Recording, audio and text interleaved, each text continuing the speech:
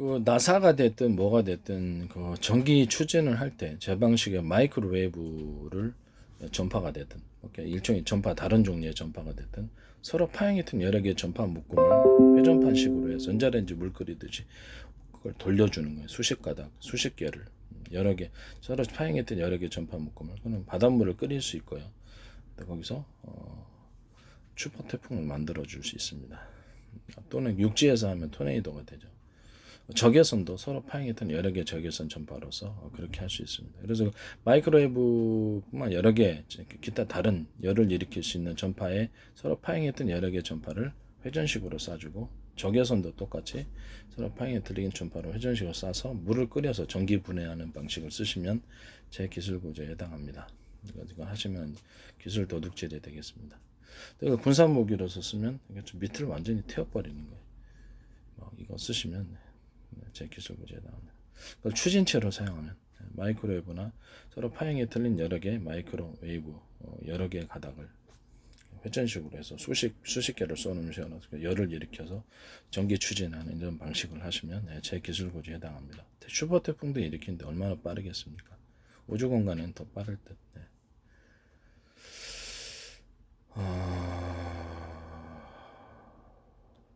그 다음에 적외선도 이런 식으로 똑같이 할 수 있고요. 서로 파형이 된 여러 개의 적외선 파형을 섞어가지고 쏘면 이것도 열 추진 장치, 전기 에너지로 열 추진하는 이런 방식. 나사에서도 쓰지 마세요. 기술 도둑질에 해당합니다. 또는 레이저를 이렇게 회전식으로 해가지고 서로 파형이 틀린 레이저를 제가 EUV 장치에서도 얘기했죠. 서로 파형이 틀리고 구경이 틀린 레이저를 초점 방식으로 하면 열이 강하게 생긴다고. 그 얘기했었죠. 그래서 여러 개의 초점을 맞춰갖고 레이저로 이렇게 추진하는 이런 방식을 사용하시면 제 기술 구조에 해당합니다. 레이저 통신에서도 서로 파형이 틀린 여러 개의 레이저를 가지고 레이저 통신, 우주 광통신 하시면 제 기술 구조에 해당합니다. 서로 파형이 틀린 걸 해야지 멀리 가고 그냥 일반 A사라에서도 서로 파형이 틀린 전파를 묶어서 쏘시면 멀리 가고 뚜렷하게 송신 구조에서도 그걸 쓰시면 제 기술 구조에다 서로 파형이 틀린 여러 개의 전파를 묶어서 쏘는 개념 이해가 가시죠? 이렇게 하시면 제 기술 구조에 나옵니다. 전파를 두 개를 서로 파형이 틀린 전파를 쐈다 그러면 바깥에 공간 중에 통로를 형성하는 방식으로 해서 전파 간섭이 없이 쏘고 가운데 서로 파형이 틀린 전파를 전력을 많이 들여서 전력을 조금 많이 주는 거죠. 쏩니다. 이게 조명에서도 이런 방식을 사용할 수 있어요.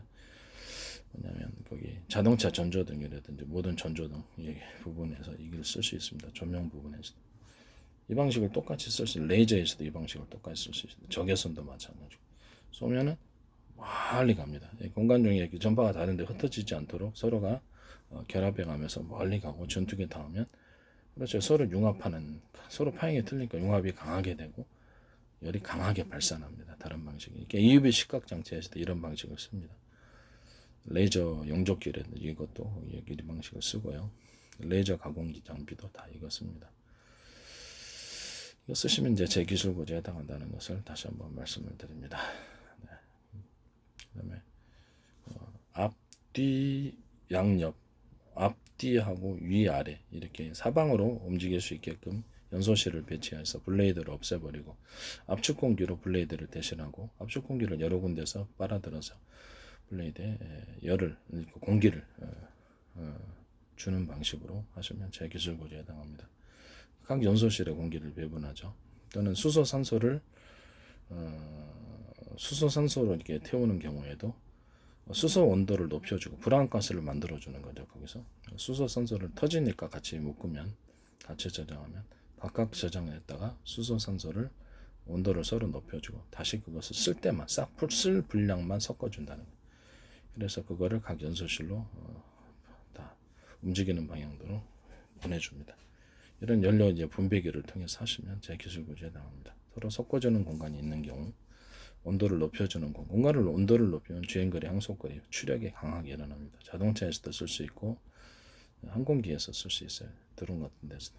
이 방식 쓰시면 제 기술 구조를 도둑질하는 게 되십니다. 인류 최초로 개발해냈고 불안가스가 생겨서 석유가스는 사실상 그렇죠. 좀 석유가스 시대는 끝난 거죠. 수소산소 가스가 불안가스로서 쓸 수 있는 방식을 제가 처음으로 만들었기 때문에 이거 쓰시면 제 기술 구조에 해당합니다. 휘발유를 태워서 가는 경우에도 휘발유 온도를 높여주고 또는 그런 공간이 있다면 제 기술 구조를 침범하는 겁니다. 여기다 산소까지 같이 섞어주는 공간, 이것이 산소를 따로 보관하면서 휘발유 산소를 섞어준다. 또 경유도 온도를 높여주는 공간, 산소도 온도를 높여주는 공간, 경유하고 산소를 섞어준다. 자동차, 그런 여기 항공유도 마찬가지. 자동차, 항공기 모든 데 사용할 수 있겠죠. 또는 기타 산업 구조에서 사용할 수 있습니다. 모든 것에서 연료를 태우는 데는 다 사용할 수 있죠. 화력발전소에서도 사용합니다. 이 방식 화력발전소에서도 제 방식 사용하시면 이것은 제 기술 구조로 도둑질하는 것이 되십니다. 또 LPG, 그다음에 수소 같은 것도 온도를 높여주는 공간이 따로 있고 산소도 온도를 높이는 공간이 따로 있어서 섞어줘서 쓸 때만 딱 섞어줘가지고 연료 각 연소실로 보내면 이런 구조를 가지는 것은 제 기술 구조에 해당합니다. 또는 그것을 연소실에 있어서 변속기를 없애버리고 자동차 같은 경우에 연료 양을 통제해서 그냥 강중량을 만든다 그러면 그렇게 연료량을 조금씩 그러니까 양을 조절해서 속도를 조절하는 방식을 사용하시면 세게 달릴 때 많이 양을 넣고 그러면 자동차 회전축이 빠르게 돌리겠죠. 그럼 세게 달릴 수 있는 거죠. 자동차에서도 그렇고 항공기 드론에서도 이 방식 사용하시면 연료량을 통제해서 속도를 조절하는 방식. 선풍기 같은 것도 똑같습니다. 선풍기 같은 건 전기로 하니까 전기선의 두께를 가지고 하든가 중앙 통제 장치에서 전기를 양을 통제해서 속도를 조절하는 이 방식으로 이걸 인류 최초로 개발했습니다. 로봇팔이라든지 모든 산업기계에서 이렇게 연료양을 통제해서 전기양을 통제하거나 연료양을 통제해서 속도를 조절하거나 파워를 조절하는 이런 방식을 사용하시면 인류 최초로 개발한 제 기술을 도둑질하는 것이 되십니다. 아시겠죠? 나사에서도 쓰지 마세요. 나사에도.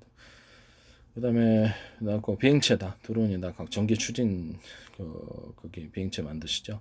프로펠러의 회전수를 양쪽 오른쪽 틀리게 해줘서 주행 장치를 조향 장치를 오른쪽 추진을 좀 전기를 많이 줘서 회전수를 빨리 해주면 프로펠러가 오른쪽으로 가고 왼쪽으로 하시면 오른쪽 이거를 이렇게 움직여 가지고 아래 위로 올라가는 이런 조향 방식을 사용하시면 제 기술 구조에 해당합니다. 자동차도 마찬가지입니다. 네 군데의 모터를 사방에 달아서 회전수를 틀리기 위해서 조향 장치 만드시면 제 기술 구조에 해당합니다. 그것은 변속기가 없는 구조겠죠. 변속기가 없이 연료량을 통제해서 오른쪽에는 좀 더 많이 연료를 주고 전기 자동차 같은 경우 왼쪽에는 적게 주면 오른쪽으로 가겠죠. 이렇게 그 방식을 제가 설명을 했거든요.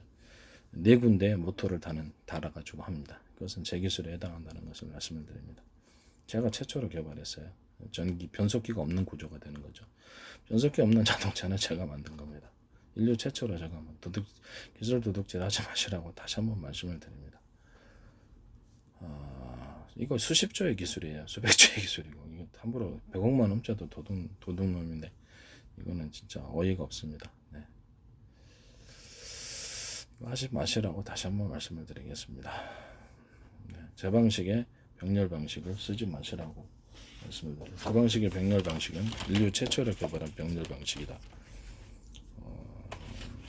기존에 이렇게 병렬 방식이 사기가 있었다 그랬잖아요. 이제 참 전기 자동차 이 당시에서 서로 콘센트 방식으로 해서 현재 있는 배터리를 2인적으로 각각 8개로 분할을 해서 만듭니다.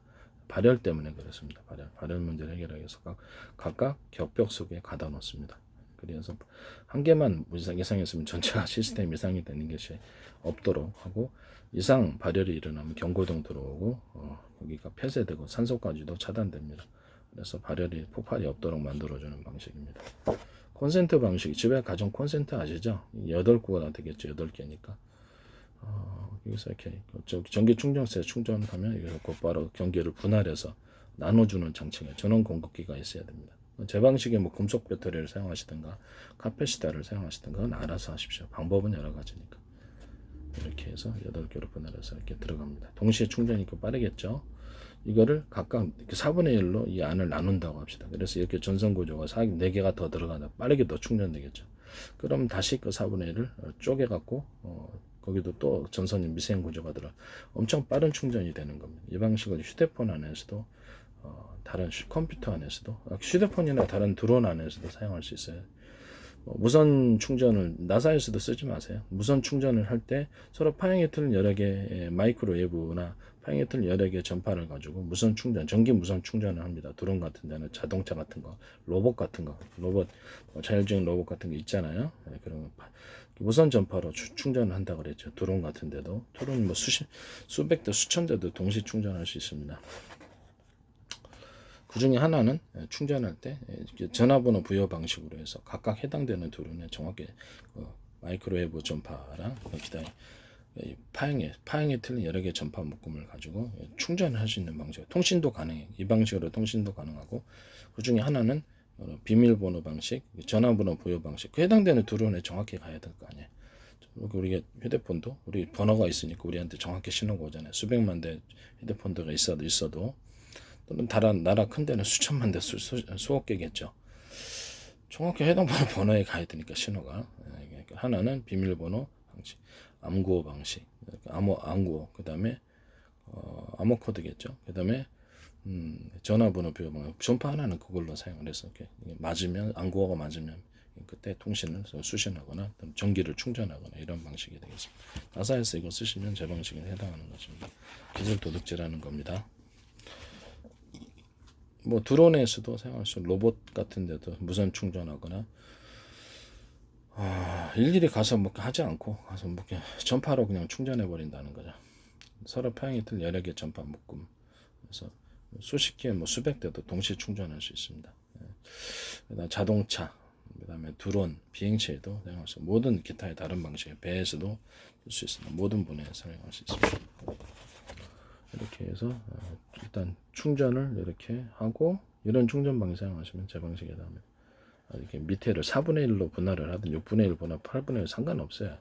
분할을 해서 전기를 충전하는 방식을 사용하죠. 이게 리튬이온 배터리예요. 이것을 8개로 각각 독립적으로 분할해서 발열 문제를 해결하고, 이게 꼭 중요합니다. 이거를 이렇게 각각 충전하는 방식. 그리고 내분에 쪼개서 4분의 1로 하든 6분의 1, 8분의 1 하든 회사에 알아서 하십시오. 동시에 전기를 충전하는 구조를 가진다. 그것도 제 기술 구조. 4분의 1로 안 하고 8분의 1로 하셔도 된다는 거죠. 이거를 16분의 1로 하셔도 되고, 몇 분의 1로 하시든가 이렇게 쪼개가지고 동시에 충전하는 방식은 빠르게 충전이 되는 거예요. 이렇게 그 발열 때문에 이렇게 각각 분할을 해놔야 됩니다. 아시겠죠? SK에서 이렇게 쓰셨던데, 그것은 제 방식입니다. 병렬 방식은 이제 변속기를 없애버리고, 그전에 과학적인 사기를 하나 발견했다 그랬죠. 배터리에서 만약에 100식의 전기가 공급된다고 합시다. 그래서 전선이 하나면, 그래서 두 군데, 세 군데, 네 개, 10개 배터리에서 와도 100밖에 안 들어옵니다.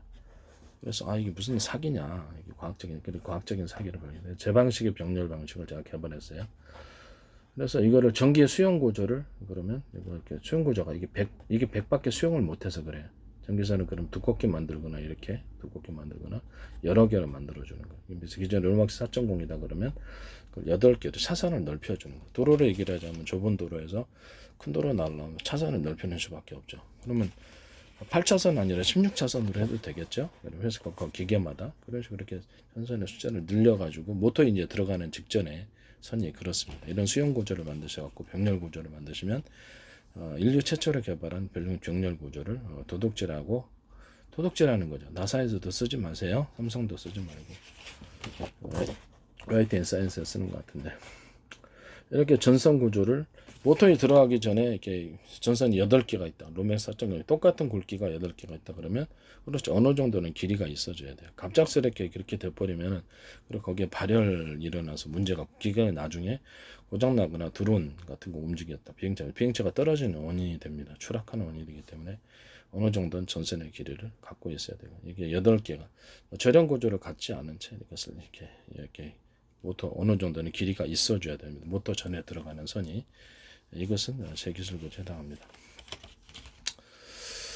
모터가 나중에 타버리는 원인이 돼요. 모터 곧바로 연결해 놓으시면, 알았죠? 네, 모터가 타버리는 원인이 되고 추락의 원인이 됩니다. 그런 방식을 서로 이렇게 절연 구조를 가진 채 전기선을 여러 개를 가지고 하나를 뭉쳐 놓으면, 이게 전기 영접할 때 강하게 열을 발산하는 구조가 됩니다. 그래서 열이 강하게 생겨서 모터가 타요. 그래서 오래 못 갑니다. 그런 방식을 사용하시면 안 돼요. 그래서 저런 구조를 가지고 서로 굵기가 틀린 구리선을 저런 구조를 가진 채 여러 군데서 들어와서 이렇게 하셔도 돼요. 근데 그게가 되는데 그렇죠. 비행체 추락이죠. 모터가 멈출 거니까 모터가 타버려요. 여기서 강한 열을 발산시킬 때 그 방식이 어떤 방식이냐면 제가 레이저 용접기나 할 때 이렇게 서로 파형이 틀린 레이저를 초점 방식으로 해놓은 그 방식이거든요. 이거 그럼 이게 태워버립니다. 그 방식을 사용하셔도 되나 태워버린다라는 것을 말씀드립니다. 하나의 전기선 두꺼운 구리선 전기선으로 가든가 전기선의 숫자를 8개나 16개 많이 뭐 산업 제품이 얼마나 많습니까? 전선이 그렇죠. 전기를 많이 쓰는 데는 많이 해야죠. 이렇게 해가지고 전기 수용 구조를 만들어요. 모터에 들어가는 적재에는 좀 길이가 있어줘야 됩니다. 그 정도가. 이거만 만드시면, 그러니까 반도체 회로에서도 이 방식 사용하시면 제 기술까지 나옵니다. 제품 고장의 원인이 되게 돼요. 모터에는 서로 굵기가 틀린 구리선들이 들어갑니다. 굵기가 똑같은 구리선이 들어가더라도 전선의 구조를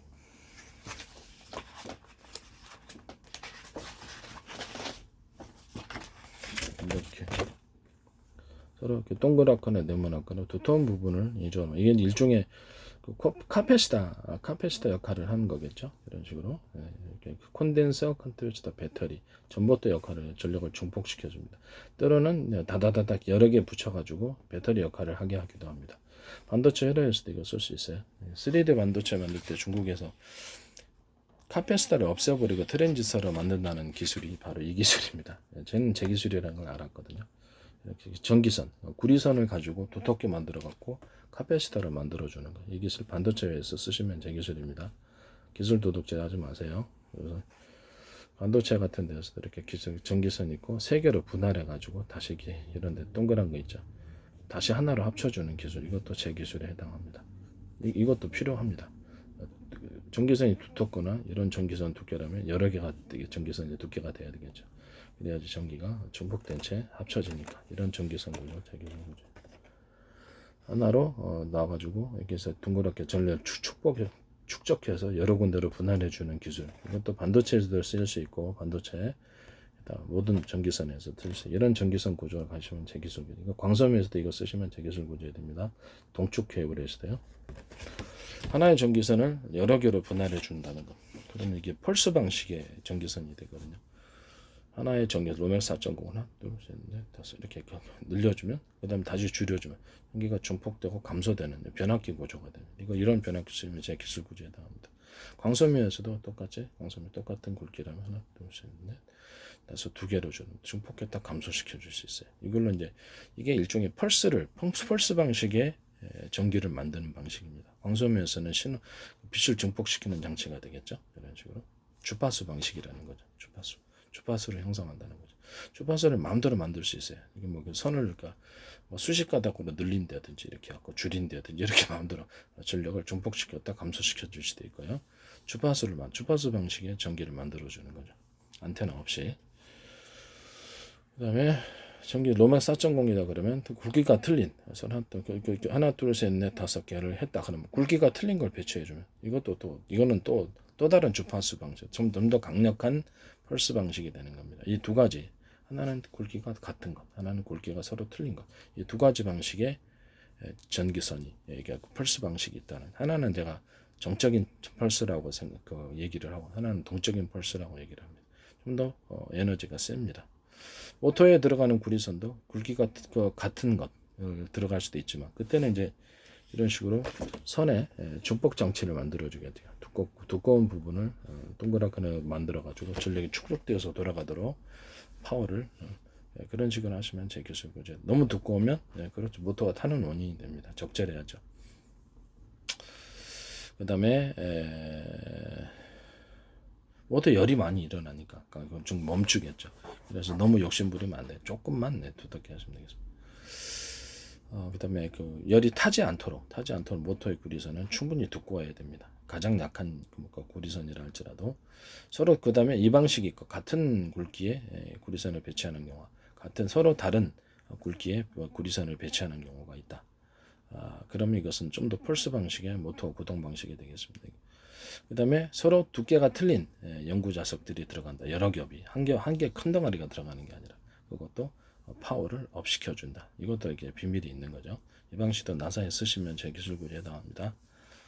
기술 도둑질 하지 마시라고 다시 한번 말씀을 드립니다. 나사다가 자꾸 삼성이 됐든 어디든 기술 도둑질 하지 마세요.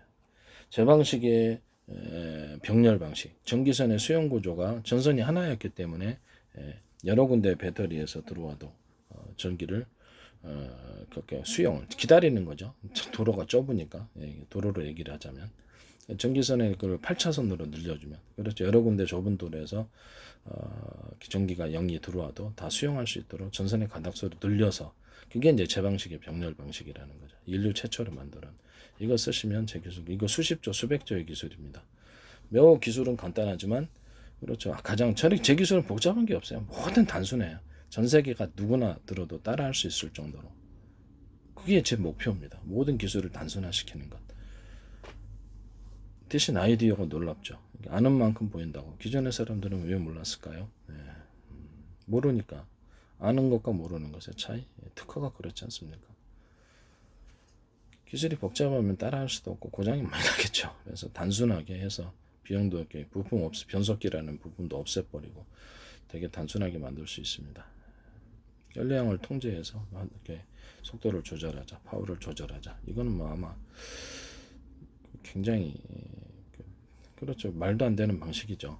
전기량을 통제해갖고 변속기가 다 변속기를 통해서 조절했으니까 선풍기도 기어를 통해서 조절했고 앞으로 모든 게 이 방식으로 바뀌게 될 거다. 전원 공급기를 통해서 통제장치를 통해서 전기량을 통제를 해가지고 속도를 조절한다. 전기자동차, 드론, 로봇, 그다음에 모든 가정용 제품, 선풍기조차도 선풍기도 기어를 통해서 하거든요.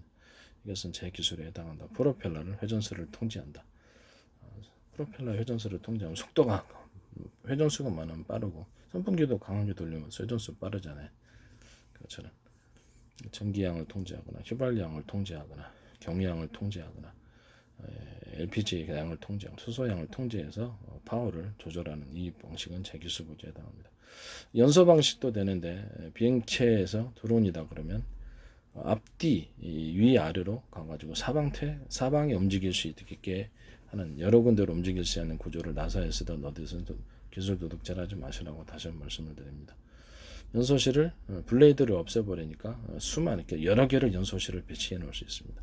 블레이드가 추진하느냐 아니면 불꽃 점화가 열이 팽창이 추진하느냐의 문제입니다. 연소실을 많이 두고 블레이드 없애버리고 여러 군데에서 압축 공기를 빨아들여서 그것을 공기 배분기를 통해서 연소실에 배분을 각각 해주면 됩니다.